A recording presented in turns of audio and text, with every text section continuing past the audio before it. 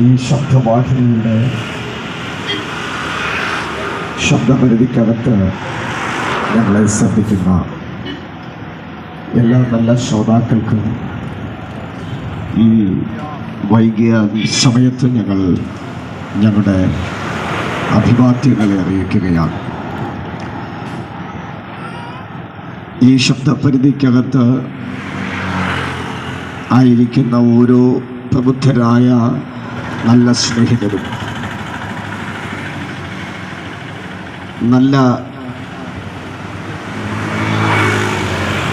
സഹോദരങ്ങൾക്കും ഈ സമയം ഞങ്ങൾ വളരെ ബഹുമാനപൂർവം നിങ്ങളുടെ സകല ശ്രദ്ധയെയും ഞങ്ങൾ അല്പസമയത്തേക്ക് ഞങ്ങളിങ്ങോട്ട് ക്ഷണിക്കുകയാണ്. ഞങ്ങൾ പറയുന്ന സന്ദേശം തീർച്ചയായും നിങ്ങൾക്ക് ഒരു സമാധാനം പകരുമെന്ന വിശ്വാസമുള്ളത് കൊണ്ട്,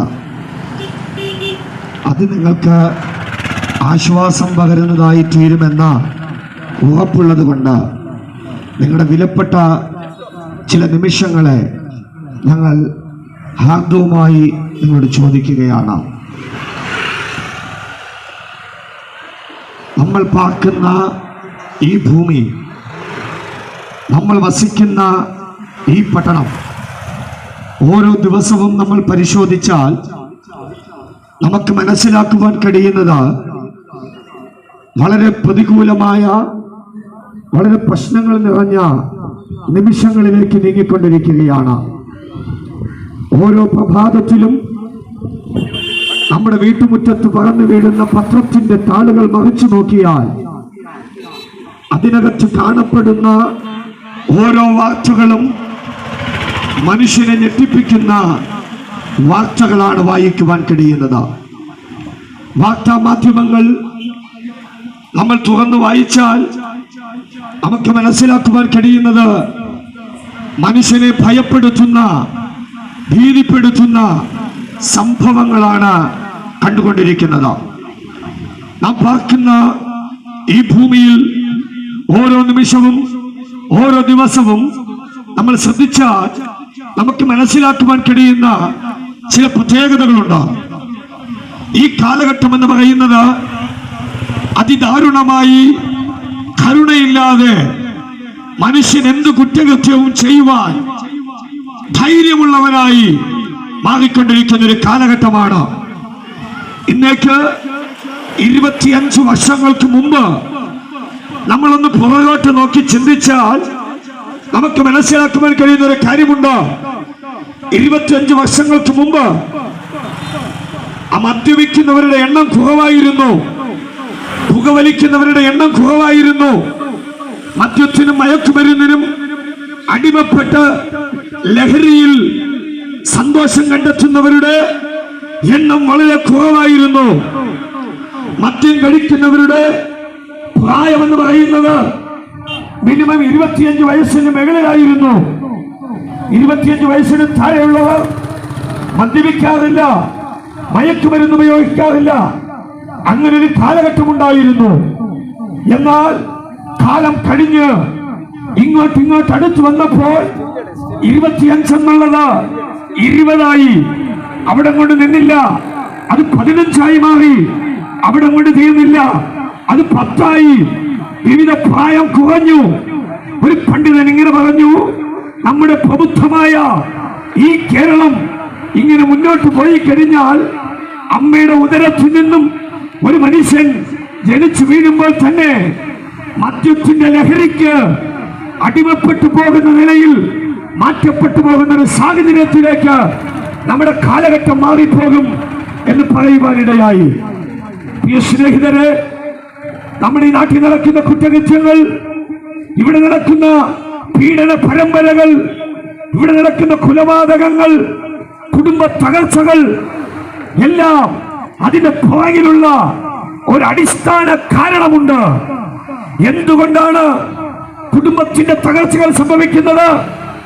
കുറ്റകൃത്യങ്ങളുടെ എണ്ണം കൂടുന്നത്, നിഷ്ഠൂരമായി കൊല ചെയ്യുവാൻ മനുഷ്യൻ തയ്യാറാകുന്നത്.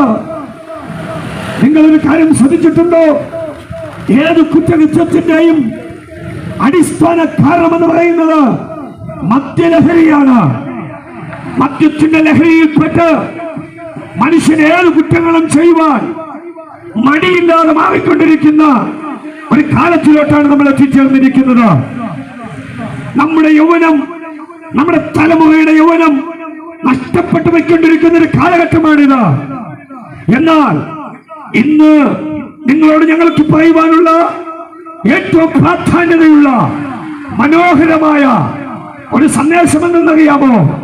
ഒരു കാലഘട്ടത്തിൽ ഞങ്ങളുമൊക്കെ ജീവിതമാകുന്ന മയക്കുമരുന്നിന് അടിമപ്പെട്ട് ജീവിതം നഷ്ടപ്പെട്ട ഞങ്ങളുടെ അമ്മയും അപ്പനുമൊക്കെ രാത്രികളിൽ ഉറങ്ങുവാൻ കഴിയാതെ മനം നൊന്ന് കരഞ്ഞ്, ഹൃദയം പൊട്ടി കരഞ്ഞ് മക്കളുടെ വരവും കാത്തിരുന്ന ഒരു സമയമുണ്ടായിരുന്നു. എന്നാൽ ആ സമയങ്ങൾക്ക് ഞങ്ങളുടെ വീട്ടിന് സമാധാനമില്ലാതിരുന്നപ്പോൾ, നാട്ടുകാർക്കോ പരിസരവാസികൾക്കോ സമാധാനമില്ലാതിരുന്നപ്പോൾ, ഇന്ന് ഞങ്ങൾ നിങ്ങളോട് പറയുന്ന ഈ സന്ദേശത്തിന്റെ കേന്ദ്ര ബിന്ദുവായിരിക്കുന്ന യേശു ക്രിസ്തു ഞങ്ങളുടെ ജീവിതത്തിലേക്ക് കടന്നു വരികയും ഞങ്ങൾക്ക് സമാധാനം തരികയും ചെയ്തു.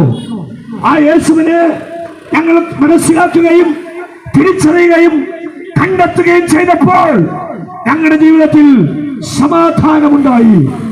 അതുകൊണ്ട് ഈ സമയം ഈ പ്രബുദ്ധരായ നല്ലവരായ നാട്ടുകാരോട്, സ്നേഹിതരോട്, വീടുകളിലിരുന്ന് ഞങ്ങളെ ശ്രദ്ധിക്കുന്ന നല്ല സ്നേഹിതരോട് ഞങ്ങൾക്ക് പറയുവാനുള്ള ഒരു സന്ദേശം എന്ന് പറയുന്നത്, ഞങ്ങൾ ഒരു കാലഘട്ടത്തിൽ നശിച്ചു കിടന്നപ്പോ കെട്ടിപ്പിടിച്ച് ജീവിക്കുവാനുള്ള പ്രചോദനം തന്ന് മദ്യത്തിന്റെയും മയക്കുമരുന്നിന്റെയും അടിമത്തത്തിൽ നിന്ന് വിടുവിച്ച് പാപത്തിന്റെ ആസക്തികളിൽ നിന്ന് ഞങ്ങളെ മാറ്റിയെടുത്ത് ആർക്കും പ്രയോജനമില്ലാതെ കടന്ന് ഞങ്ങളെ മറ്റുള്ളവർക്ക് പ്രയോജനമുള്ളതാക്കി തീർത്ത് രക്ഷിച്ച യേശു ക്രിസ്തുവിനെ നിങ്ങളും സ്വീകരിച്ച ആ യേശു നിങ്ങളുടെ കുടുംബത്തിൽ സമാധാനം തരും.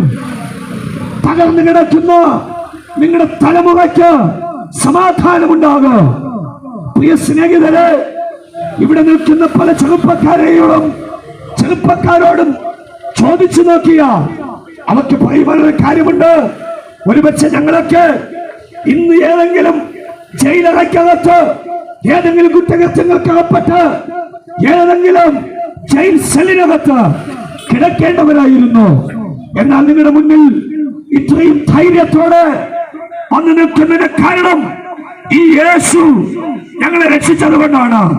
ആകയാൽ ആ യേശു നിങ്ങളെ രക്ഷിപ്പാൻ ശക്തനാണ്. ആ യേശുവിൽ വിശ്വസിച്ചാൽ രക്ഷ പ്രാപിക്കുവാനിടയായിത്തീരും. ഞങ്ങൾ വിശ്വസിക്കുന്ന വിശുദ്ധ ബൈബിളിൽ യേശുവിനെ കുറിച്ച് വ്യക്തമായി പറഞ്ഞിട്ടുണ്ട്. നിങ്ങളുടെ പാപം എത്ര കടും ചുമപ്പായിരുന്നാലും അതിനെ മാറ്റി നിങ്ങൾ നല്ലൊരു മനുഷ്യനാക്കി തീർക്കുവാൻ യേശുവിന് കഴിയും.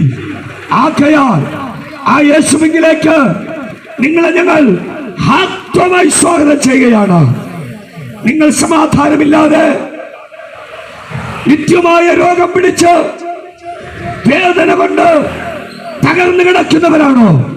ഒരുപക്ഷെ കഴിഞ്ഞ ദിവസവും നിങ്ങൾ ചിന്തിച്ചിട്ടുണ്ടാകാം, ഞങ്ങളുടെ ജീവിതത്തിൽ ഒരിക്കലും ഞങ്ങൾക്ക് രക്ഷപ്പെടുവാൻ കഴിയത്തില്ല, ഇനി ഒരിക്കലും എനിക്ക് ജീവിക്കുവാൻ കഴിയത്തില്ല, ആത്മഹത്യയാണ് ഇനി എന്റെ മുന്നിലുള്ള ഏറ്റവും വലിയ മാർഗമെന്ന് നിങ്ങൾ ചിന്തിക്കുന്നുണ്ടാകാം. വേണ്ട സ്നേഹിത, വേണ്ട. നീ യേശുവിനടുത്ത് വന്ന നിനക്ക് ജീവിക്കുവാൻ കഴിയോ?